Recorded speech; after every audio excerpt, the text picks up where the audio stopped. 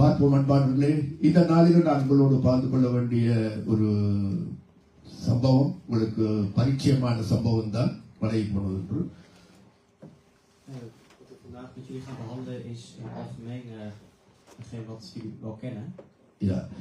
இன்றைய நாளிலும் நாங்கள் ஆதியாகமம் 22ஆம் அதிகாரம் 1 14 வசனங்களை நாம் வாசிக்கும் பொழுது, Als wij lezen Genesis 22 vers 1 tot en met 14. அதாவது நீங்க டச் பைபிள்ல நீங்க வாசிங்க. திரும்ப வாசிக்க நான் சொல்ல மாட்டேன். காரணம் என்னென்றால் நேரத்தை மனதிலே கொண்டு பொறுத்துக்காக தமிழில் மட்டும் நான் வாசிக்கிறேன். தமிழ் டச் பைபிள் வைத்திருக்கிறவர்கள் நீங்க உங்களோட பைபிளை நீங்க கொண்டு வர வேண்டும். எனவே நீங்க வந்திருந்து கொண்டு உங்களோட பைபிளிலே வாசிக்க பழக வேண்டும். டெலிபோன் வேண்டாம். டெலிபோன்ல ஒன்று வாசிக்க வேண்டாம். டெலிபோன் கலைக்கிறதுக்கு பேச இருக்கு.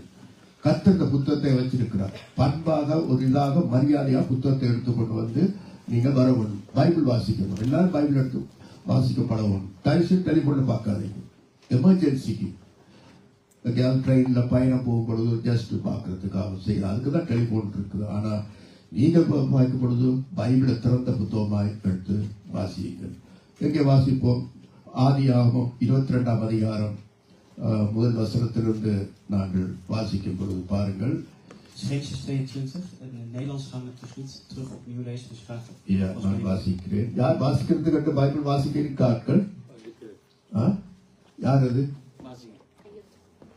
முடுவாங்க. இனிமேல் பைபிள் வாசிக்கிறவர்கள் எல்லாரும் உங்களோட பக்கத்துக்கு மைக் எடுத்து கொண்டு போகக்கூடாது. எல்லாம் நீங்க முன்னுக்கு வந்து நிற்கணும். எல்லாரும் கிட்ட கிட்ட நின்றாதான் மைக் வயரில் போடுறது இது செய்யறதுனால டேமேஜ் ஆகுது. இதெல்லாம் வீட்டு காசு கூட காசு தான். ஆனா ஏன் அதுக்கு நான் செலவழிக்கணும். எனவே எல்லாருக்கும் வாசிக்கிறவர்கள் முன்னுக்கு வர வேண்டும். எல்லாரும் நின்று ரெடியாக வாசிக்க வேணும். சரி, வாசிங்கள் பார்க்கலாம் சத்தமா. இந்த காரியங்கள் நடந்த பின்பு தேவன் ஆபிரகாமை சோதித்தார். எப்படி எனில் அவர் அவனை நோக்கி ஆபிரகாமே என்றார். அவன் இதோ அடியேன் என்றான். அப்பொழுது அவர் உன் புத்திரனும் உன் ஏகசுதனும் உன் நேசகுமாரனுமாகிய ஈசாக்கை நீ இப்பொழுது அழைத்து கொண்டு மோரியா தேசத்துக்கு போய் அங்கே நான் உனக்கு குறிக்கும் மலைகள் ஒன்றின் மேல் அவனை தகன பலியாக பலியிடு என்றார். ஆபிரகாம் அதிகாலையில் எழுந்து தன் கழுதையின் மேல் சேணம் கட்டி தன் வேலைக்காரரில் 2 பேரையும் தன் குமாரன் ஈசாக்கையும் கூட்டிக் கொண்டு தகன பலிக்கு கட்டைகளையும் பிளந்து கொண்டு தேவன் தனக்கு குறித்த இடத்துக்கு புறப்பட்டு போனான். 3ஆம் நாளில் ஆபிரகாம் தன் கண்களை ஏறெடுத்து பார்த்து தூரத்திலே அந்த இடத்தை கண்டான். அப்பொழுது ஆபிரகாம் தன் வேலைக்காரரை நோக்கி, நீங்கள் கழுதையை நிறுத்தி இங்கே காத்திருங்கள், நானும் பிள்ளையாண்டானும் அவ்விடம் மட்டும் போய் தொழுது கொண்டு உங்களிடத்துக்கு திரும்பி வருவோம் என்றான். ஆபிரகாம் தகனபலிக்கு கட்டைகளை எடுத்து தன் குமாரனாகிய ஈசாக்கின் மேல் வைத்து தன் கையிலே நெருப்பையும் கத்தியையும் எடுத்துக்கொண்டான். இருவரும் கூடி போனார்கள். அப்பொழுது ஈசாக்கு தன் தகப்பனாகிய ஆபிரகாமை நோக்கி, என் தகப்பனே என்றான். அதற்கு அவன், என் மகனே, இதோ இருக்கிறேன் என்றான். அப்பொழுது அவன், இதோ நெருப்பும் கட்டையும் இருக்கிறது, தகன பலிக்கு ஆட்டுக்குட்டி எங்கே என்றார். அதற்கு ஆபிரகாம், என் மகனே, தேவன் தமக்கு தகன பலிக்கான ஆட்டுக்குட்டியை பார்த்து கொள்வார் என்றான். அப்புறம் இருவரும் கூடி போய் தேவன் அவனுக்கு சொல்லியிருந்த இடத்துக்கு வந்தார்கள். அங்கே ஆபிரகாம் ஒரு பலிபீடத்தை உண்டாக்கி கட்டைகளை அடுக்கி தன் குமாரனாகிய ஈசாக்கை கட்டி அந்த பலிபீடத்தில் அடுக்கிய கட்டைகளின் மேல் அவனை கிடத்தினான். பின்பு ஆபிரகாம் தன் குமாரனை வெட்டும்படிக்கு தன் கையை நீட்டி கத்தியை எடுத்தான். அப்பொழுது கர்த்தருடைய தூதனானவர் வானத்தில் இருந்து ஆபிரகாமே ஆபிரகாமே என்று கூப்பிட்டார். அவன் இதோ அடியேன் என்றான். அப்பொழுது அவர், பிள்ளையாண்டின் மேல் உன் கையை போடாதே, அவனுக்கு ஒன்றும் செய்யாதே, நீ அவனை உன் புத்திரன் என்றும் உன் ஏகசுதன் என்றும் பாராமல் எனக்காக ஒப்புக்கொடுத்தபடியினால் நீ தேவனுக்கு பயப்படுகிறவன் என்று இப்பொழுது அறிந்திருக்கிறேன் என்றார். ஆபிரகாம் தன் கண்களை ஏறெடுத்து பார்க்கும் போது இதோ பின்னாக புதரில் தன் கொம்புகள் சிக்கிக் கொண்டிருந்த ஒரு ஆட்டுக்கடாவை கண்டான். அப்பொழுது ஆபிரகாம் போய் கடாவை பிடித்து அந்த தன் குமாரனை அதற்கு பதிலாக தகன பலியிட்டான். ஆபிரகாம் அந்த இடத்துக்கு யெகோவா ஈரே என்று பெயரிட்டான். அதனாலே கர்த்தருடைய பர்வத்திலே பார்த்து கொள்ளப்படும் என்று இந்நாள் வரைக்கும் சொல்லப்பட்டு வருகிறது. ஆமென். எஸ், அருமையானவர்களே, இந்த பகுதியை நாம் அடிக்கடி பிரசங்க வாக்கியங்களை கேட்டிருக்கிறோம். Dit stuk hebben we heel vaak in preken teruggehoord. இன்றைக்கு கொஞ்சம் வித்தியாசமா நாங்கள் கேட்டுக்கொள்ளும் சில வசனங்கள். Maar laten we bepaalde versen toch vanuit een andere kant bekijken. நீங்க உடனே யோசிப்பீர்களா, தெரிஞ்ச கதை ஆபிரகாம் ஈசாக்கை பலியிட கொண்டு போன கதைதானே. Waarschijnlijk denken jullie van, oh, dit is een bekend verhaal. இது கதையல்ல, இது ஒரு உண்மையா நடந்த சம்பவம். Dit is niet een verhaal, dit is echt gebeurd. பாருங்கள் அன்பானவர்களே, இதுல இந்த பகுதியில மட்டும் பல டயலாக்ஸ், அதாவது சம்பாஷணைகள் இருக்கு. Je ziet in dit passage dat er verschillende dialogen zijn. அதாவது இந்த பார்த்தீர்கள் சொன்னா ஆண்டவர் ஆபிரகாமோட பேசுவது, Je ziet hier waar God met Abraham spreekt. வேலைக்காரர்கள் ஆபிரகாமோட பேசுவது, Je ziet een stuk waar knechten met Abraham spreken. ஈசாக்கு மகன் ஆபிரகாமோட பேசுவது, Je ziet in waarin Isaac met Abraham praat. Abraham ஈசாக்கோட பேசுவது, We zien ook dat Abraham op een bepaald moment met Isaac praat. அப்புறம் தேவதூதன் ஆபிரகாமோட பேசுவது. En we zien ook dat een engel met Abraham praat. இப்படி பல dialogue, பல சம்பாஷணைகள் நிறைய இந்த 14 வசனத்துல பல சம்பாஷணைகள் அங்க இருக்கு. We zien deze 14 versen dus verschillende conversaties, dus ieder op zijn eigen manier. இந்த உரையாடல்ல பல இறையாண்மைகள், தியோலஜிகள், நிறைய காரியங்கள் அது இருக்கு. En alles, in ieder stuk wat je hieruit kan halen, daar zit een theologische gedachte achter. அதாவது இந்த பகுதியை வாசிக்கும் பொழுது அந்த ஆபிரகாமுடைய உள்ளத்துல, இன்னும் ஈசாக்குடைய உள்ளத்துல, என் கடவுளுடைய உள்ளத்துல என்ன நடக்குமோ, அடுத்த காரியம் என்ன சம்பவம் நடக்குமோ என்ற ஒரு விறுவிறுப்பு நமக்கு இருக்கிறது. En wat er in ons eigenlijk opkomt is van wat vindt er dan vervolgens plaats als we ons realiseren wat in het hart afspeelt van God, wat in het hart afspeelt van Abraham, Isaac. ஆபிரகாமுடைய உணர்ச்சிகள், ஈசாக்குடைய உணர்ச்சிகளை வார்த்தையினாலே எழுத முடியாது, சொல்ல முடியாது. Want het gevoel wat Abraham en Isaac hebben moeten ervaren, dat kun je niet in woorden uitdrukken. அதாவது வசனம் தொடங்கும் பொழுதே முதல் வசனத்திலே வாசிக்கிறோம் பாருங்கள். முதல் வசனத்திலே 22:1 இந்த காரியம், இதுல போடுங்க, இந்த காரியம் நடந்த பின்பு. Dus in 22:1, en het gebeurde na deze dingen. அதாவது இந்த நிகழ்ச்சிகளுக்கு பிறகு, Dus na deze voorvallen. இந்த நிகழ்ச்சிகளுக்கு பிறகு, Dus na welke voorvallen? அது முக்கியம். Dat is belangrijk. என்ன நடந்தது, முன்பெல்லாம் என்ன காரியங்கள் நடந்தது அவருடைய குடும்பத்திலே? Want wat vond er allemaal plaats hiervoor met zijn familie van Abraham? ஈசாக்கு பிறந்தார், வளர்ந்தார். Dus Isaac was geboren, groeide op. இஸ்மவேல் ஆகாருக்கு பிறந்த, இஸ்மவேல் பிறந்தார், வளர்ந்தார். Ismaël was geboren uit Hagar en die groeide ook op. இந்த ரெண்டு பேருக்கும் இடையில அந்த ஆகார், அவளுக்கும் வேலைக்காரிக்கும், அந்த அடிமை பெண்ணாகிய ஆகாருக்கும் சாராளுக்கும் இடையில ஈகோ பிரச்சனை வந்துக்குது. En tussen de slavin Hagar en Sarah begon een ego-strijd te ontstaan. இதன் நிமித்தமாக ரெண்டு பிள்ளைகளை ஒன்றாய் வளர்க்க முடியாதபடிக்கு ஆகாரை வீட்டை விட்டு அனுப்பும் என்ற ஒரு காரியம் நடக்குது. ஆகார் வீட்டை விட்டு போகிறாள் ஆபிரகாமை விட்டு. Beide gezinnen of beide kinderen kunnen niet in hetzelfde huis opgroeien. Wat gebeurt er? Hagar en haar kind worden uit huis gestuurd. அதே சமயம் ஆபிரகாம் தன்னுடைய பிள்ளை ஈசாக் மூலமாக சந்ததி பெருக வேண்டும், பெருகும் என்ற எதிர்பார்ப்போடு இருக்கிறார். Tegelijkertijd zit Abraham met de gedachte van via Sarah moet na mij een generatie ontstaan en dat moet in overvloed zijn. பாருங்கள், இந்த சம்பவத்தை முதல் டயலாக்கை, முதலாவது சம்பாஷணையை பார்ப்போம். Dus laten we eerst naar de eerste dialoog kijken. முதலாவது 2ஆம் வசனத்திலே பாருங்கள், இந்த காரியங்கள் நடந்த பின்பு, முதல் வசனம், இந்த காரியங்கள் நடந்த பின்பு தேவன் ஆபிரகாமை சோதித்தார். எப்படியெனில் அவர் அவனை நோக்கி ஆபிரகாம் என்றார், அவன் இதோ அடியேன் என்றான். 2ஆவது வசனம், அப்பொழுது அவர் உன் புத்திரனும் உன் ஏகசுதனும் உன் நேசகுமாரனுமாகிய ஈசாக்கை நீ இப்பொழுது அழைத்துக் கொண்டு மோரியா தேசத்துக்கு போய் அங்கே நான் உனக்கு குறிக்கும் மலைகள் ஒன்றின் மேல் அவனை தகன பலியாக இடு என்றார். En het gebeurde na deze dingen dat God Abraham op de proef stelde. Hij zei tegen hem, Abraham, hij zei, hier ben ik. Hij zei, neem toch uw zoon, uw enige die u lief hebt, Isaac, ga naar het land Moria en offer hem daar als brandoffer op een van de bergen die ik u noemen zal.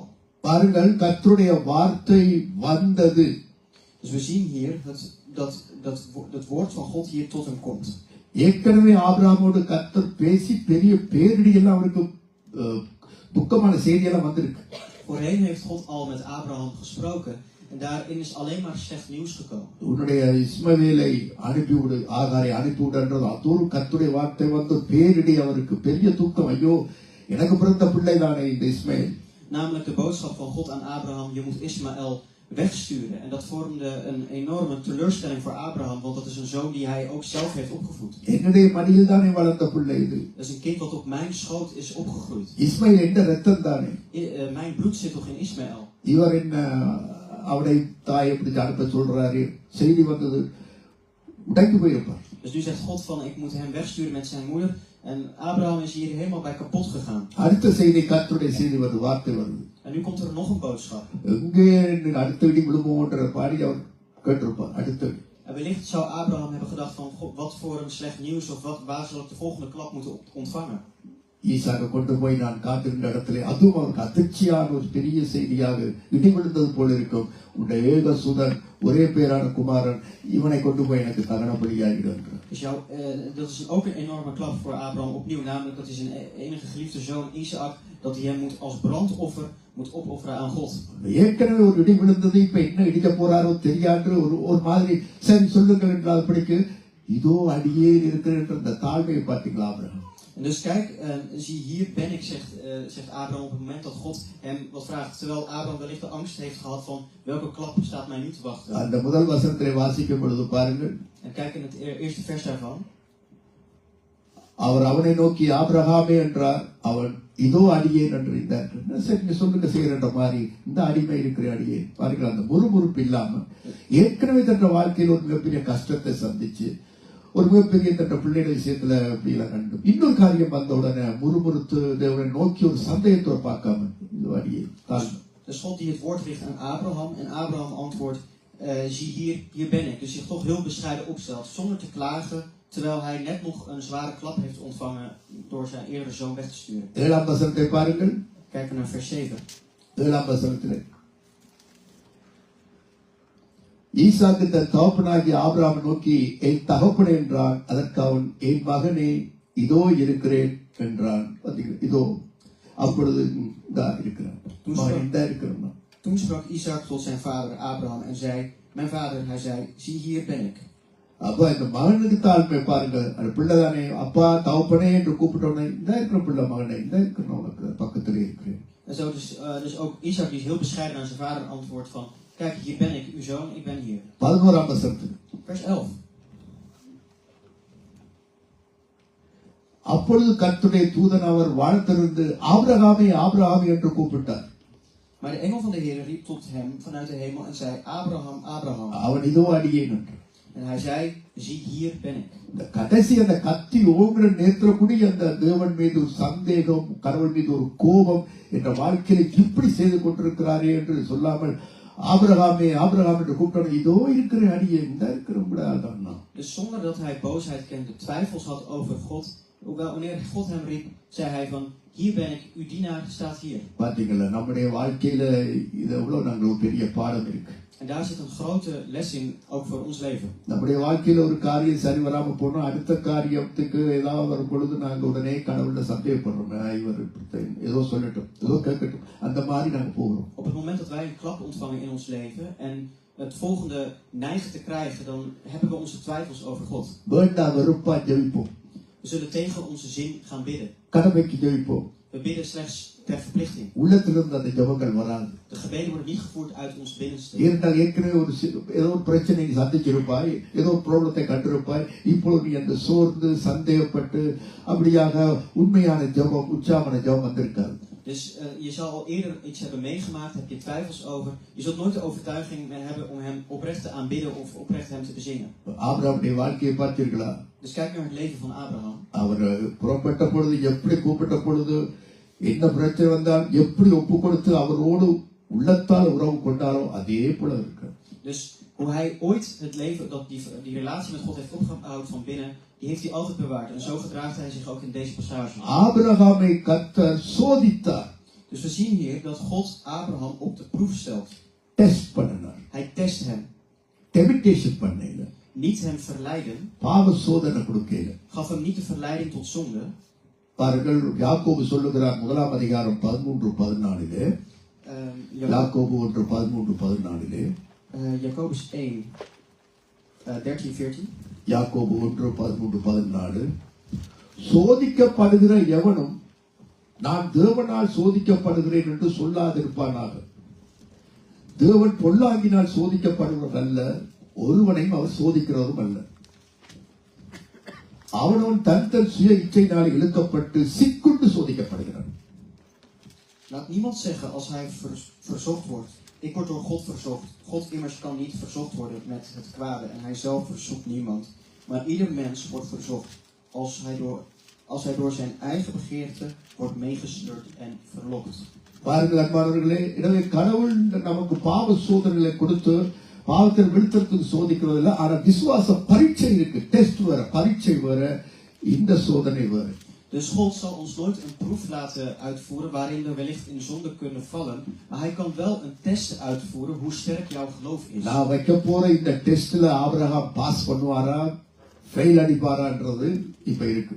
Dus het is de vraag van, zal Abraham op deze test, zal hij slagen of zal hij falen? பாருங்கள், அந்த முதல் வசனத்துல 3 சொற்கள், வினை சொற்கள் அங்கே வருகிறது. பாருங்கள், Dan zien we 3 முதல் வசனம், in het eerste vers. அதாவது ஜெனிசிஸ் ஆதியாகமம் 22ஆம் அதிகாரம் பாருங்கள், Genesis 22, 2ஆம் வசனத்தை பாருங்கள். vers 2. யாருங்க? அப்பொழுது அவர் உன் புத்திரனும் உன் ஏகசுதனும் உன் நேசகுமாரன ஈசாக்கை நீ இப்பொழுது அழைத்துக் கொண்டு மோரியா தேசத்துக்கு போய் அங்கே நான் உனக்கு குறிக்கும் மலைகள் ஒன்றின் மேல் அவனை தகனபலியாக இடு என்றார். Hij zei, neem toch uw zoon, uw enige die u lief hebt, Isaac, ga naar het land Moria en offer hem daar als brandoffer op een van de bergen die ik u noemen zal. உன்னுடைய மகனை take him, அழைத்துக் கொண்டு போ. Dus neem uw zoon. எங்கே போவது? போ, go. En ga. அடுத்து சொல்லுகிறார், பலியிடு. En offer. அழைத்து take him, அழைத்துக் கொண்டு போ. Dus neem hem. போ, அங்கே போய் பலியிடு. 3 வினைச்சொற்கள். Ga en offer. Dus 3 keer gebiedende wijs. 3 கட்டளை. 3 bevelen. Take him, எடு, தூக்கு, அழைத்துக் கொண்டு போ. யாரை? ஈசாக்கை. Dus neem hem. Wie? Isaac. எங்கே? நான் காட்டும் மலையில ஒன்றின் மேல். Waar naartoe? Naar het land en daar de berg die ik je zal. என்ன செய்ய வேண்டும்? En wat moet je met hem doen? பலியிட வேண்டும். Je moet hem offeren. பாத்தீங்களா? எனவேதான் கல்வியான கட்டுடைய பிள்ளைகளே, இந்த வசனத்தில் 3 கட்டளைகள் அங்கே இருக்கு. Dus hier zitten 3 bevelen in.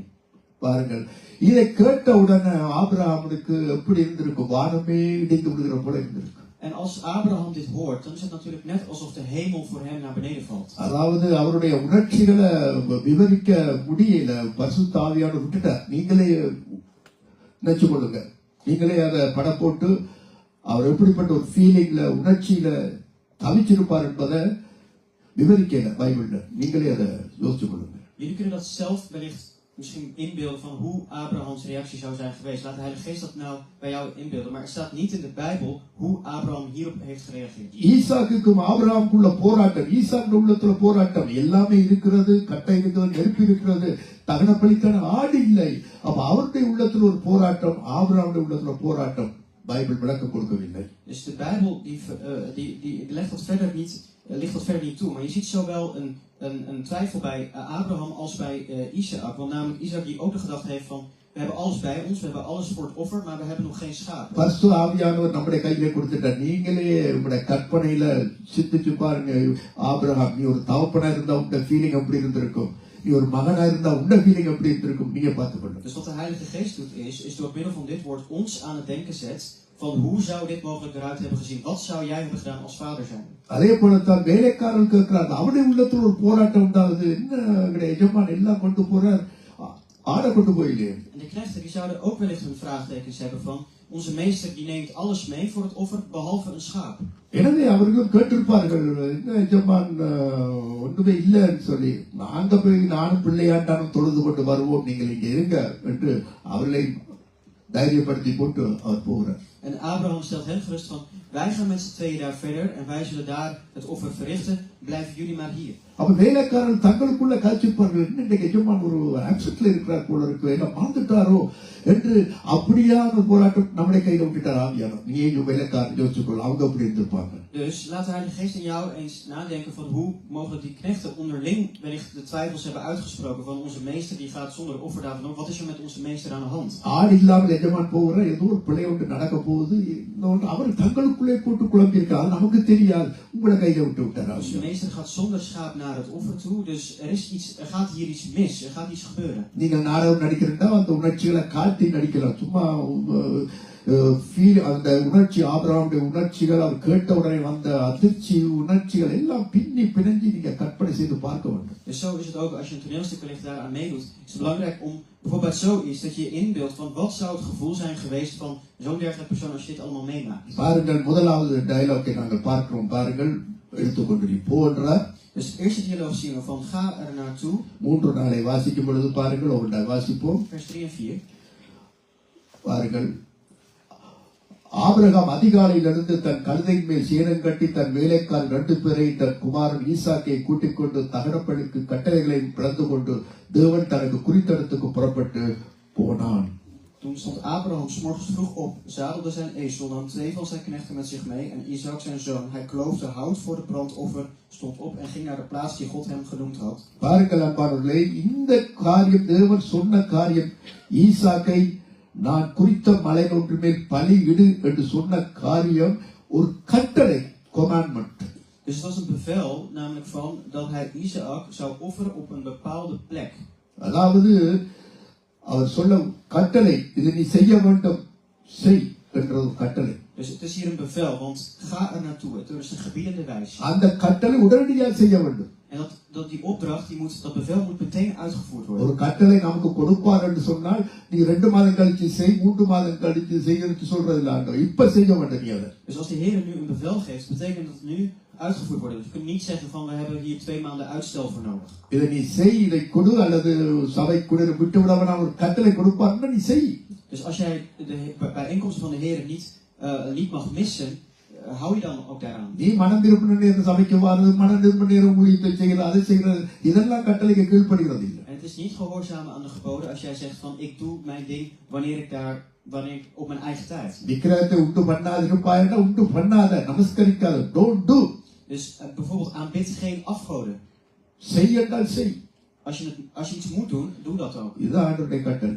Dit zijn de geboden van de Heer. இன்னொரு வேளை பார்த்துக் கொள்ளலாம், நாளைக்கு பார்த்துக் கொள்ளலாம், இந்த மூட்பந்தனை செய்து கொள்ளலாம், இதெல்லாம் அவருக்கு கீழ்ப்படியாத தன்மை. Op het moment dat we zeggen van dit kan op een ander moment wel worden uitgevoerd of wanneer onze humeur ernaar staat, dit is ongehoorzaamheid. அதனால தான் அன்றைக்கு சொல்லுகிறார், மாலை நேரமோ அல்லது பகல் நேரமோ ஆபிரகாமுக்கு அவர் சொல்லுகிறார், எப்ப சொன்னாரோ ஆனா முதல் நாள் சொல்லுகிறார், அடுத்த நாள் அதிகாலையில் எழுந்துட்டார், கட்டளை வலிக்கிறார். Dus wanneer is het gezegd? Het is op een bepaalde dag gezegd en meteen de dag daarna, 's ochtends vroeg, vertrekt Abraham. Dus hij volgt het bevel op. ஞானஸ்தானம் எடுத்தா எடு. Dus als men moet dopen, laat je dan ook dopen. எழுத்தடிச்சு விட்டு போறது. En niet uitstellen. எடு, கொடு, தசோபா கொடு, காணிக்கை கொடு. Dus neem de doop, geef collecte, houd je eraan. பாருங்கள், அதிகாலையில் உடனடியாக அதிகாலையிலே ஒரு 2 நாள் கழிஞ்சு போவோம், 3 நாள் கழிஞ்சு போவோம், கொஞ்ச நேரம் மகனோட கொஞ்சம் விளையாடி போட்டு, ஈசா கூட செல்லம் கொஞ்சம் போட்டு ஒரு 2 நாள் ஒரு கிழமை கழிச்சுட்டு போவோம், நாம் செய்வோம் அப்படி. Wij zouden wellicht nog even wat tijd willen doorbrengen met onze zoon. Dus misschien had Abraham kunnen zeggen van ik wil nog tijd doorbrengen met Isaac voordat ik hem offer. Maar dat deed hij niet. ஒருவேளை நாம் அதுவும் செய்ய மாட்டோம், இந்த கடவுள் தேவையில்லை, நான் இந்த பாட்டில் ஜீவிப்போம்னு சொல்லணும். Maar wij wellicht zeggen van wij hebben God niet meer nodig, we leven op onze eigen manier. அப்ப அதிகாலையில எழுப்பி அவர் சேனம் கட்டி தன் வேலைக்காரர் கூட்டிக் கொண்டு போற அளவுக்கு அந்த கட்டளைக்கு கீழ்ப்படுகிறார், உடனடி கீழ்ப்படிவு.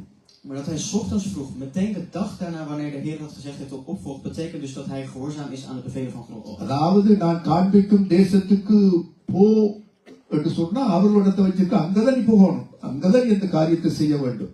Dus ga naar het land toe of plek toe waar je dat moet uitvoeren, dus daar moet jij dat doen. எனவே ஏதாவது மாற்று கருத்து சரி பரவாயில்ல, வீட்டு மூலையிலேயாவது பழி செலுத்துவோம் அல்லது பக்கத்து இடத்துல செலுத்துவோம், இல்ல ஒரு இடத்தை வச்சுட்டா போண்டா போவாங்க. Dus niet de gedachte van ik kan het wel hier in de buurt doen of ik kan het hier om de hoek gaan doen bij het huis. Nee, van je moet naar de plek gaan waar God jou wijst. அப்ப அதிகாலையில் எழுப்பி அவர் கட்டும் பொழுது என்ன யோசிச்சு இந்த சேனம் கட்டி கழுதை ஆயத்தப்படுத்தி வேலைக்காரர்களை ஆயத்தப்படுத்தும் பொழுது என்ன யோசிச்சிருப்பார்? Dus wat zou hij gedacht hebben terwijl hij de ezels aan het opzadelen is of dat hij zich gereed maakt voor de reis? இந்த ஆண்டவர் ஏதாவது எனக்காக செய்ய மாட்டாரா? Van zal de God hier niet iets voor mij kunnen doen? அவர் என்னை ஏமாற்றி விடுவார். அவர் பிள்ளையை சந்ததி தருவேன்னு சொன்னவர் இந்த பிள்ளையை கேட்கிறார், பலியிட்டால் என்னை ஏமாற்றி விடுவாரா? அவர் நம்பலாமா? God beloofde mij dat er een generatie na mij zou komen. Zou de Heer mij op dit punt nou gaan bedriegen? அவர் உண்மை உள்ளவர் என்ற நம்பிக்கையோடு நிச்சயமாக ஏமாற்ற மாட்டார். நான் வெட்கப்பட்டு போக மாட்டேன். ஆனா அவர் கேட்டிருக்கிறார், அதை நான் செய்வேன் என்ற நம்பிக்கையோடு இதெல்லாம் செய்திருப்பார். Dus met het vertrouwen en met het geloof, namelijk van de Heer, die heeft er vast wel een goede bedoeling bij.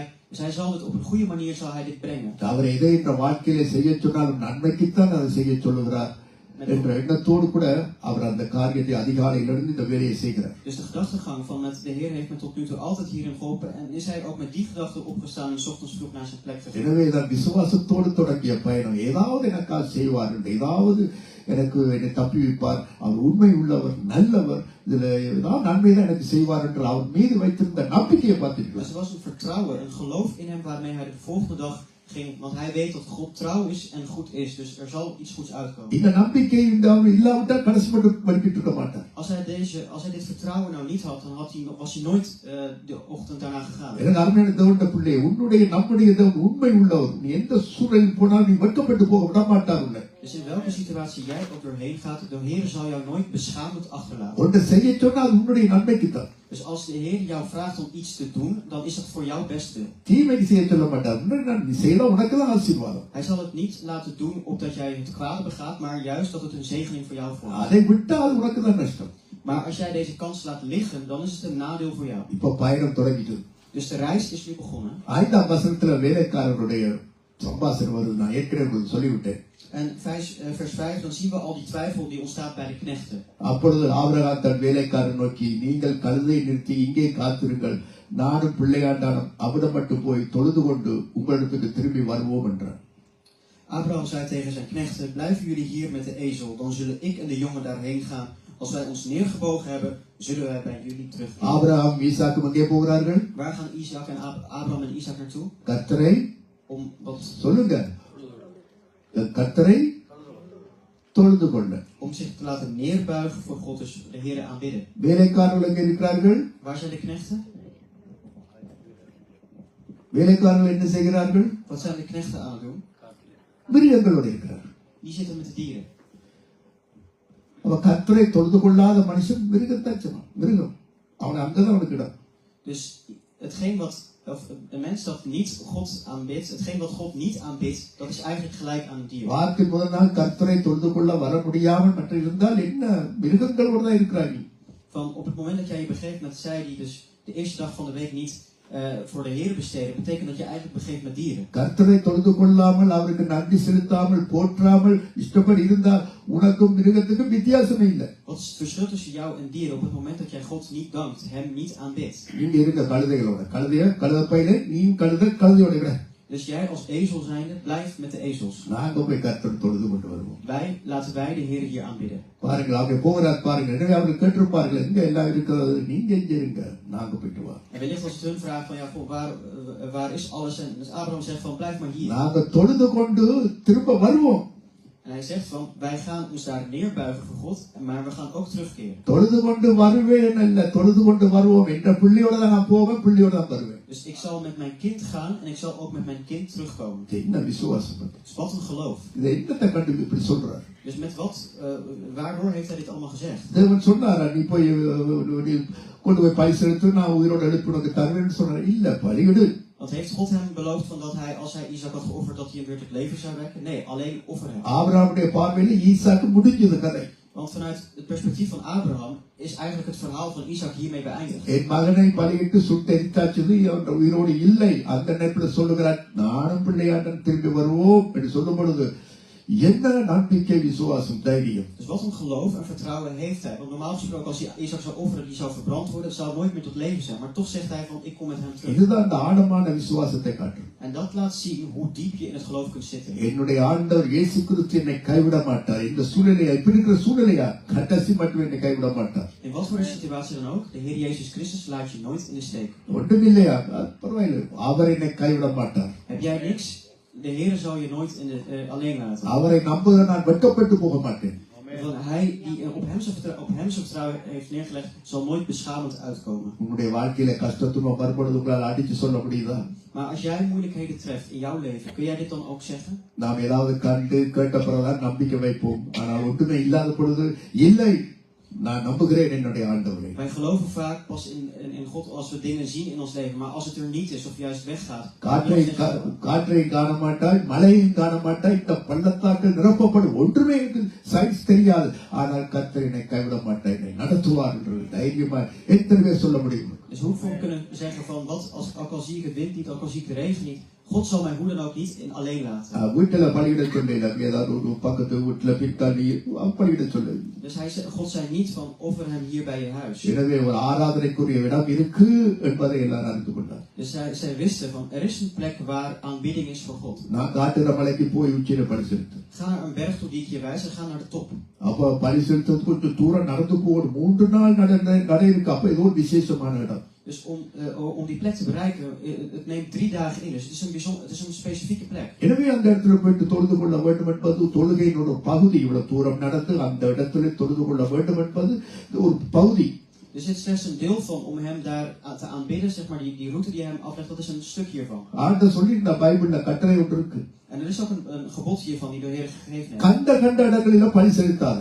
Dus ga niet willekeurig op de plekken die jij ziet, ga daar aanbidden. நான் குறிக்கும் இடத்துல போயிட்டு பலி செலுத்த. Breng het offer uit op de plek die ik jou aanwijs. உங்களுக்கு ஒரு சபையை கொடுத்தா பலி செலுத்த, உங்களுக்கு ஆராதனை செய்ய, தொழுகை செய்ய ஒரு இடத்தை கொடுத்து ஒரு ஐக்கியத்தை கொடுத்தா அதெல்லாம் உங்களுடைய இடம். அங்கே சுத்தி திரிக்கிறது இல்லை, பெற்ற ஜாட்டுக்கலாம் அங்க திங்கக்கலாம் இங்க, அதெல்லாம் இல்லை. Dus als de Heer jou een plek heeft gegeven waar jij God kan aanbidden of hem het offer kan geven, dan moet je ook daar houden en niet dus naar andere plekken gaan. கண்ட இடத்துல பலி செலுத்த, நான் குறிப்பிட்ட ஒரு இடத்தை நான் வச்சிருக்கிறேன், அந்த இடத்துக்கு வந்து அங்க செலுத்து. Dus de Heer heeft jullie een plek aangewezen van waar jij God kan aanbidden.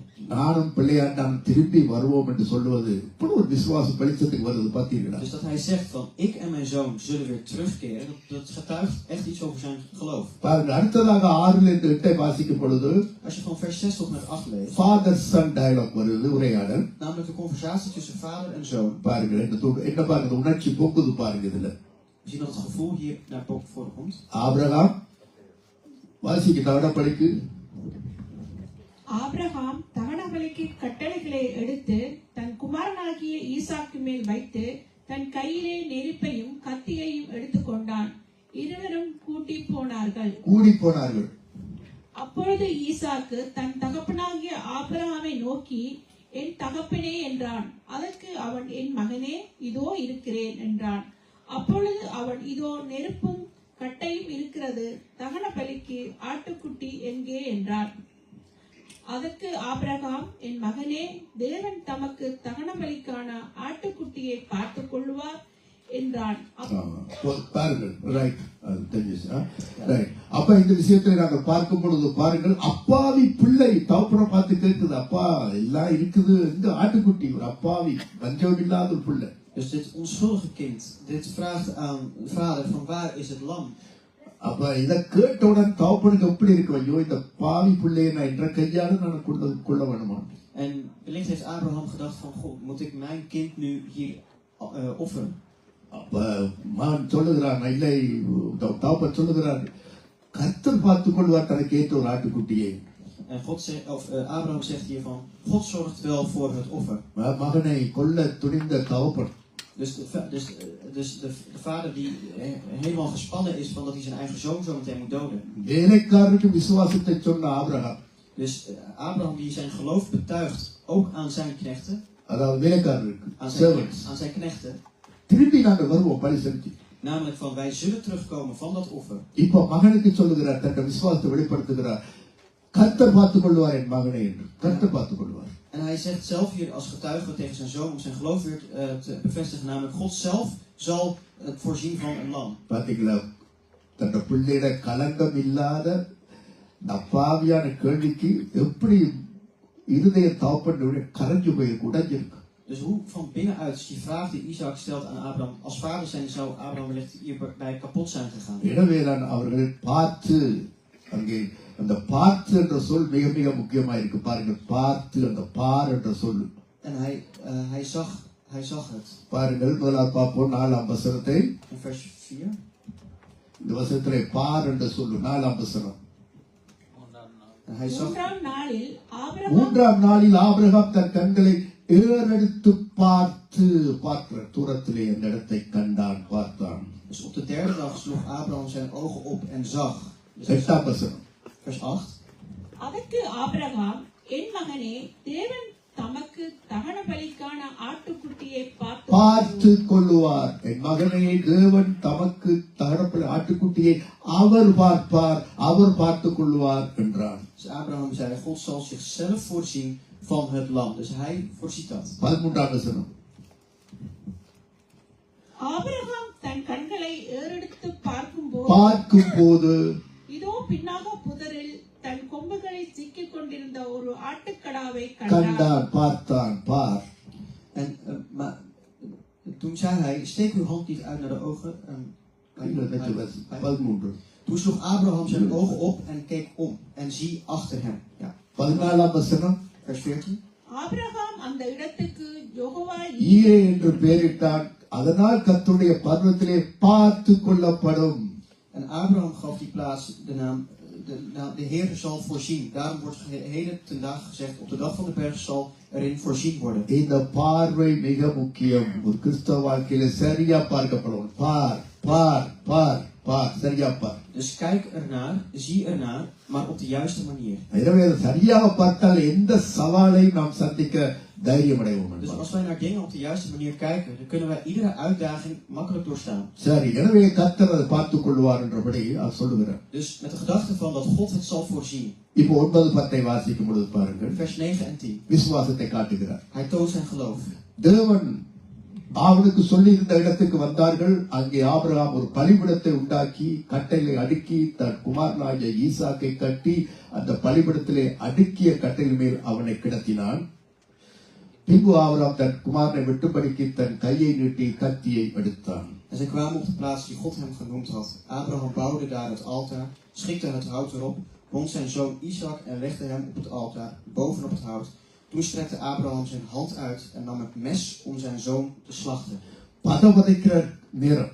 Dus de tijd waar het nu echt is. We zijn nu aan een climax toegekomen. மகனை கிடத்தி போட்டு மகன் அப்பான்னு பார்த்து கொண்டிருக்கிறார். கத்தி உயர்த்தியாச்சு. வெட்டுறதுக்கு எவ்வளவு நேரமாக ஒரு செகண்ட்ல வெட்ட வேண்டியதுதான். அப்படி அந்த நேரத்தில் தான் கர்த்தருடைய நேரம். Stop Abraham. Zo zien we dat op het moment tot nu dat Isaac aan de ene kant daar ligt, zijn vader aankijkt en Abraham het mes omhoog heeft en zo om dat mes naar beneden te halen, dat duurt maar 1 seconde. En zie je dat nu ineens de tijd van de Heer komt. வச்சு போட்டு ஒரே வெட்டுறதுக்கு ஒரு second, கத்தி எடுத்து கீழே வர்றதுக்கு second கூட இல்லை. Want om een mes naar beneden te halen, dat kost nog niet eens 1 seconde. என்ன மெல்ல அப்படி கொண்டு வருவாங்க கத்தி அப்படி. Want zou je mes zo langzaam naar beneden halen? Miss பண்ண போயிருக்கு கழுத்து. Want als hij had gemist. அதுதான் கர்த்தருடைய நேரம். Maar dit is de tijd van de Heer. கோழி வெட்டி இருப்பீங்க. Jullie hebben vast wel eens een kip gesneden. எப்படி வெட்டுவீங்க? Hoe snij je dat? எல்லாம் உயர்த்தி மெதுவா கொண்டு வந்து வைப்பீங்களா? Zou je dat je het bijl omhoog houdt en heel langzaam naar beneden haalt? எடுத்தேன். தவா. Als je het moet doorsnijden, dan moet je in 1 klap opgeven. அந்த மாதிரி அந்த கர்த்தருடைய நேரம். Stop Abraham. அதே போல நம்முடைய வாழ்வில் ஒரு நேரம் இருக்கு. En zo is dit de tijd van de Heer. En zo geldt voor ons ook. Zo is het voor ons ook een bepaalde tijd. இயேசு சொன்னார், உங்கள் வேளை எப்பொழுதும் டைம் எப்பொழுதும் இருக்கு. என் வேளை எப்பொழுதும் இல்லை.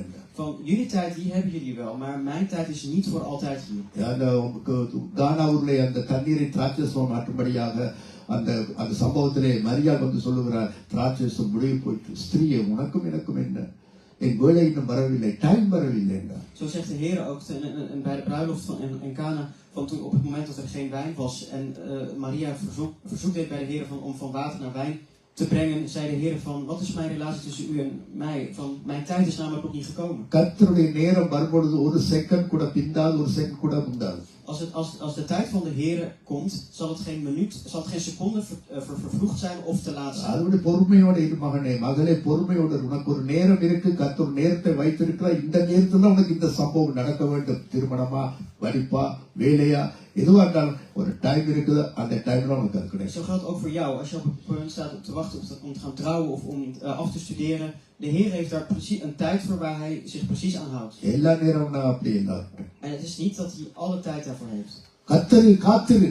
Dus wacht op de Heer. அவர் உன்னை இருதயத்தை ஸ்திரப்படுத்துவார். En hij zal je van binnenuit versterken. அதனால அந்த நேரத்துக்காக நீ காத்திருக்கும். En voor die tijd, daar moet je op kunnen wachten. 3 நாள் நடந்து கொண்டு வந்தார் ஆபிரகாம். அதுல ஒரு நாளையாவது அவர் சொல்லவில்லை சரி ஆபிரகாம் நீ நில்லு நீ போவாய் செய்வாய் எனக்கு தெரியும் கூட்ட போட்டு சொன்னாரா இல்ல 3 நாள். 3 dagen lang heeft Abraham moeten lopen. Is na 1 dag heeft God toen al hem doen staken van God, het hoeft niet meer.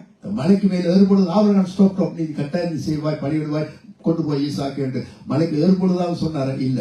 Of zei God van op het moment dat Abraham en Isaac de berg aan het beklimmen waren van oké, het hoeft niet meer, ik geloof het wel. இல்லது கழுதைக்கு மேல் சேனம் கட்டி கொண்டிருக்கும் Abraham நிப்பாட்டி உன்னை கட்டாத நீ செய்வாய் எனக்கு தெரியும் அப்போ விட்டாரா இல்ல. Of bij het zadelen van de ezel zei God toen al niet van ik geloof het wel van je hoeft het niet meer te doen. ஈசாக்கை அப்படி பலிபீடத்துல கிடத்தி போட்டு சைட்டை ஆபிரகாம் ஸ்டாப் நிப்பாட்டி நீ செய்வாய் எனக்கு தெரியும் மகனை கூட்டிக் கொண்டு போட்டு சொன்னாரா அதுவும் இல்லை. Maar ook niet toen Isaac al lag op het altaar, toen greep God nog niet in. பலிபீடம் கட்டி கொண்டிருக்கும் பொழுதே ஆபிரகாமை நிப்பாட்டி உன்னை கட்டாதே நீ செய்வாய் எனக்கு தெரியும் விட்ட போ மகனை கூட்டிக் கொண்டு சொன்னாரா இல்ல. En God zei ook niks toen Abraham bezig was het altaar zelf te bouwen. கத்தி ஓங்கி பண்ணிட்டு நிப்பாட்டு. Maar het was op het moment dat het mes vanuit boven naar beneden zou gaan. அதுதான் கர்த்தருடைய நேரம். En dat is Gods tijd. அதே போல நம்முடைய வாழ்க்கையில உனக்கு நம்முடைய வாழ்க்கையில எல்லாத்துக்கும் ஒரு நேரம் வச்சிருக்கு. En zo heeft God voor jou en mij voor alles een bepaalde tijd. பிரசங்கி சொல்லுகிறான் எல்லாத்துக்கும் காலம் உண்டு. En zo zegt een prediker ook van voor alles is er een tijd. எல்லாத்துக்கும் டைம் இருக்கு. Voor alles is er een tijd. இந்த உலகமே அந்த டைம்ல இயற்கையில. En de wereld, de natuur, dat drijft op tijd. அதனால நீ ஒரு காரியத்துக்காக இருந்தா நீ சோர்ந்து போகாத மகளே சோர்ந்து போகாத பொறுத்து காத்து. Dus als je ergens op wacht, raak niet teleurgesteld op dat het misschien uitblijft. சரி பாருங்கள் அதுக்கு பின்பாக இந்த சம்பவத்தை நாங்கள் நிறைவுக்குள்ளாக கொண்டு வருவோம். Maar laten we deze gebeurtenis tot een eind brengen. பாருங்கள் எனவேதான் பாருங்கள் இந்த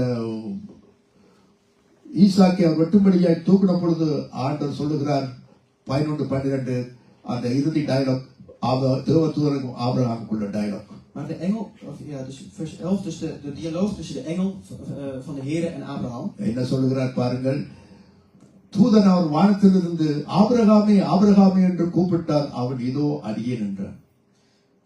Maar de engel van de Heere riep tot hem vanuit de hemel en zei Abraham, Abraham. Hij zei zie hier ben ik. முதல்ல ஆபிரகாமை அழைக்கும் பொழுது எத்தனை Abraham போட்டார்? Hoe vaak werd Abraham daarvoor genoemd? முதல் வசனத்துல கர்த்தர் ஆபிரகாம் என்று ஒரு முறை தான் கூப்பிட்டார். Toen zei God tegen Abraham slechts 1 keer Abraham. இப்ப En nu double time Abraham Abraham அந்த மாதிரி இவருடைய உணர்ச்சி போக்கிட்டு. Maar 2 keer wordt hier Abraham benoemd, dus waarmee een gevoel wordt geuit. உண்மைக்கு செய்து விடுவான் போல இருக்க சொல்லி பலியிடுவான் என்று எண்ணி அவர் என்ன செய்கிறார் ஆபிரகாம் ஆபிரகாம் இவருடைய கடவுளுடைய உணர்ச்சி ததும்பி பொங்கி வலிஞ்சு அவர் சொல்றார் Abraham Abraham. Namelijk het gevoel van God van hij gaat het nog echt doen ook wat ik hem heb gevraagd van Abraham stop. இதெல்லாம் நீங்க கற்பனையில் கொண்டு பார்க்கணும். அந்த கடவுளுடைய உள்ளத்துல போன உணர்ச்சிகள் இந்த வேலைக்காரர்கள் ஈசாக் ஆபிரகாம் பார்க்கும் பொழுது எங்களுடைய கையிலே விட்டு விட்டார் ஆண்டவர். நீங்கள் சிந்திச்சு கொள்ளுங்க. Dus wat God hier vooral brengt hier deze Bijbelvers ook voor jullie van stel je eens voor hoe zou dit er allemaal hebben uitgezien. 12 வசனத்தில் சொல்றார் பாருங்க என்ன. Vers 12. அப்பொழுது அவர் பிள்ளையாண்டன் மேல் உன் கையை போடாதே அவனுக்கு ஒன்றும் செய்யாதே நீ அவனை உன் புத்திரன் என்றும் உன் ஏகசுரன் என்றும் பாராமல் எனக்காக ஒப்பு கொடுத்தபடியினால் நீ தேவனுக்கு பயப்படுகிறவன் என்று இப்பொழுது அறிந்திருக்கிறேன் என்றார். Toen zei hij steek uw hand niet uit naar de jongen en doe hem niets. Want nu weet ik dat u Godvrezend bent en uw zoon, uw enige, mij niet onthouden hebt. பாருங்க ஒரு ஆச்சரியமான வசனம். Dus een wonderbaarlijk vers. நான் இதை வாசிச்சுட்டு திரைச்சிருக்கிறேன். En toen ik het las, het verbaasde mij wel weer. முக்காலமும் அறிந்த கடவுள் நம்முடைய உள்ளத்தில் இருக்கிறது வரப்போறது நிற்கிறது நடக்க போற எல்லாமே அறிந்த கடவுள் என்றால் முக்காலம் அறிந்தவர் தானே. God die alles weet, die van ons alles het binnenste kent. இன்னும் எத்தனை வருஷத்துக்கு அப்புறம் நடக்க போறதும் நமக்கு நடக்க போறதும் எல்லாம் அறிந்த கடவுள் தானே. Dus God die weet wat er in de komende jaren gaat gebeuren. சொல்றார் பாருங்க நீ எனக்காக ஒப்பு கொடுத்தபடினால் நீ தேவனுக்கு பயப்படுவன் என்று இப்பொழுது அறிந்திருக்கிற. இப்போதான் அவனுக்கு தெரிய வருது. இதுக்கு ஆச்சரியம். Daar staat hier, doe hem niets, want nu weet ik dat u godsvrezend bent. Dus een verbazing over hem. ஆபிரகாமை அழைக்கப்படுது அவருக்கு தெரியாது. ஆபிரகாம் செய்வான், இது நடக்கும், இப்படி எல்லாம் இருக்குன்னு அவருக்கு அப்படி தெரியாது ஆண்டவருக்கு. Maar zou God het niet hebben geweten dat Abraham bereid was dit allemaal voor God te doen? இப்பதான் எனக்கு தெரியும் நீ உண்மையை தேவனுக்கு பயப்படுறோம் என்று இப்பதான் நான் அறிந்து கொண்டேன்னு சொன்னேன். Maar zegt hier van, nu weet ik van jou dat jij godsvrezend bent. Dat weet ik nu van jou. அதிலிருந்து என்ன இறையாண்மை என்ன நாங்கள் கற்றுக்கொள்கிறோம் கடவுளை பற்றி? Wat leren we hierbij over God dan? கடவுள் நமக்கு சுதந்திரம் கொடுத்திருக்கிறார். God heeft ons een bepaalde vrijheid gegeven. நம்முடைய சுதந்திரத்தில் அவர் தலை போட்டுக் கொண்டு நம்மை ஆட்டி படைக்கிறவர்கள் உன்னுடைய சுதந்திரத்தாலே நீ எனக்கு வெளிப்படுத்தி தன்னை போல படைக்கப்பட்டபடினா தமது சாயலே மனுஷன் படைக்கப்பட்டபடினா மரியாதை அவனாக எடுக்கிற தீர்மானத்துக்கு அவர் சுதந்திரத்தை கொடுக்கிறார். God heeft zelf de mens niet tot zijn eigen dwang gehouden, maar heeft de mens geschapen volgens zijn eigen evenbeeld en hem ook de vrijheid gegeven. இந்த எக்ஸாம், இந்த பரீட்சை யாருக்கு வைக்கப்பட்ட பரீட்சை? Voor deze toets of dit examen, voor wie is dit gemaakt? சொல்லுங்க பார்க்கலாம். Zeg maar. யாருக்கு இந்த பரீட்சை? Voor wie was deze toets? இங்கதான் இருக்கிறீங்களா? நித்திர கொள்றீங்களா? யாருக்கு வைக்கப்பட்ட exam? Voor wie was deze toets? Abraham. Voor Abraham. Okay. ஸ்கூல்ல எக்ஸாம் வைக்கிறாரு. பிள்ளைங்க படிக்கிற exam. Op school geven ze examens. யாருக்கு எக்ஸாம் வைக்கிறாரு? Aan wie geven ze examens? யாருக்கு வைக்கிறார்கள்? யாருக்கு? பிள்ளைகளுக்கு. Aan kinderen. அது ஒரு டீச்சர்ஸ்க்கு தான் எக்ஸாம். Die examens zijn, சரியா படிச்சிருக்காங்களா? die examens zijn eigenlijk ook voor de docenten. Van hebben zij ook juist les gegeven? ஒரு டீச்சர் சரியா படிப்பிச்சிருந்தா பிள்ளைங்க பாஸ் பண்ணுவாங்க. Want als een docent goed uitlegt, dan zal het kind wel slagen. Exam வைக்கும் பொழுது தெரியும் நாங்க நல்லா படிப்பிச்சிருக்கிறோம், அவ்வளவு கிளாஸ் பாஸ் பண்ணிட்டார்கள், எனவே இந்த டீச்சர் நல்லா படிப்பிச்சிருக்கிறார். Dus alle leerlingen hebben het gehaald van deze klas. Betekent dat die docent het goed heeft uitgelegd. கடவுள் தனக்குத்தானே வச்ச exam. Dus dit was ook een examen van God aan zichzelf. ஆபிரகாமை select பண்ணது சரியானா? Van was het juist om Abraham te selecteren? ஊரட்ட தேசத்துல இவனை கொண்டு வந்து இந்த தேசத்துல விட்டு இவனுக்கு ஒரு அற்புதம் செய்து செத்துப்போன கற்பத்தை உயிர்ப்பித்து இவனுக்கு ஒரு ஆண் குழந்தை கொடுத்தது சரிதானா? Was het juist om hem uit de plek Oer weg te leiden, een moederschap wat gestorven was weer tot leven te brengen, hem hier naartoe te leiden? Was het allemaal juist? சரியான ஆளத்தை நான் தெரிவு செய்தேன். Heb ik de juiste persoon uitgekozen? உங்களை ஆண்டவர் பாப்பார், நான் சரியான விடத்தை ரட்சித்திருக்கிறேன். Dus ook wel de vraag aan jou, die God heeft, heb ik de juiste persoon tot redding gebracht? Pavul சொல்லுகிறார், தேவன் என்னை உண்மை உள்ளவன் என்று எண்ணி இந்த ஊழியத்தை தந்திருக்கிறார். En zo zegt Paulus ook van, omdat God mij eerlijk acht, heeft hij mij deze bediening gegeven. அவர் தான் உண்மை உள்ளவன், நீ சரியானால் என்ற நாமத்தை பாதுகாப்பாய் சாட்சியா இருப்பாய், இந்த இடத்துல நீ எனக்காக நிற்பாய் என்ற நம்பி உன்னை அவர் அழைத்திருக்கிறார். Namelijk een vertrouwen en een roeping voor jou van hij zal deze taak goed uitvoeren. அது நான் அழைக்கப்பட்டது சரியா, ஆண்டவர் நான் தெரிவு செய்தது சரியா, சரியான ஆட்களை தெரிவு செய்திருக்கிறார், அவர் தமக்கு தாமே வைக்கிற பரீட்சை. Dus een test die hij voor zichzelf neerlegt van heb ik de juiste persoon gekozen? அதை அறிந்திருக்கிறேன். Dus ik weet het nu. ஆபிரகாமுக்கு ஒரு பகுதி தான், ஆனால் கடவுள் தனக்குத்தானே வச்சிருந்தார். சரியான ஆள் தான் Abraham. Dus een bijdrage zit hier voor Abraham, maar ook voor de Heer zelf. பிள்ளையாண்ட கைவிடாதே. Van raak de jongen niet aan, wordt er gezegd. Okay, ஸ்ரீலங்காவில் இந்தியாவில் இருக்கிறவங்க உங்களுக்கு exam எடுத்திருப்பீங்க. Zij die in Sri Lanka en vanuit India komen, die hebben vast wel eens examen gemaakt. என்ன exam நம்ம எடுத்திருப்பீர்கள்? Wat voor examens? Entrance exam எடுத்திருக்கிறீங்களா? Heb je wel eens een entree-examen gemaakt? Entrance exam. Een entree? எல்லா பள்ளிக்கூடத்திலும் நம்முடைய நாட்டில் எல்லா Hartley காலேஜா இருக்கட்டும், வேர்படியா இருக்கட்டும், ஹிந்து காலேஜா இருக்கட்டும், எல்லா ஸ்கூல் நமக்கு தெரியும், சென்ட் பேட்ரிக்ஸ் காலேஜா இருக்கட்டும், போனோன்னா எடுப்பாங்களா உங்களுக்கு? Van nemen ze zomaar mensen aan bij een school? முதல் எக்ஸாம் வைப்பேன், என்ட்ரன்ஸ், இதை நீ பாஸ் பண்ணி காட்டு marks. Vaak is er een toelatingsexamen, die moet je halen. அதுக்கப்புறம் உங்களுக்கு எடுப்போம். En dan word je binnengelaten. ஒரு லிமிட்டான ஆட்கள் எடுப்பாங்க. Een beperkt aantal mensen wordt toegelaten. அதன்படியாக இந்த ஆபிரகாமுக்கு முதல் வைத்த exam entrance exam.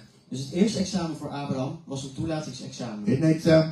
Wat voor examen? நான் காட்டுற தேசத்துக்கு போ, இந்த ஊரை விட்டு போ பாப்போம். வெளிக்கிட்டார்.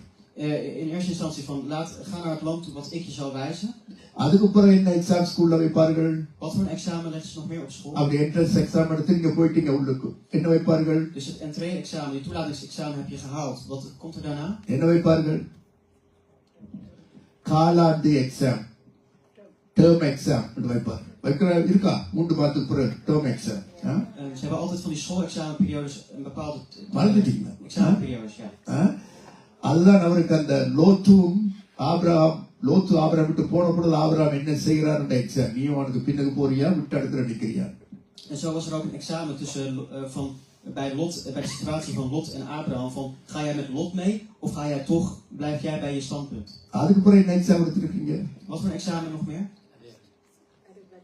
மிட்டம் நடு பருவம் எக்ஸாம்.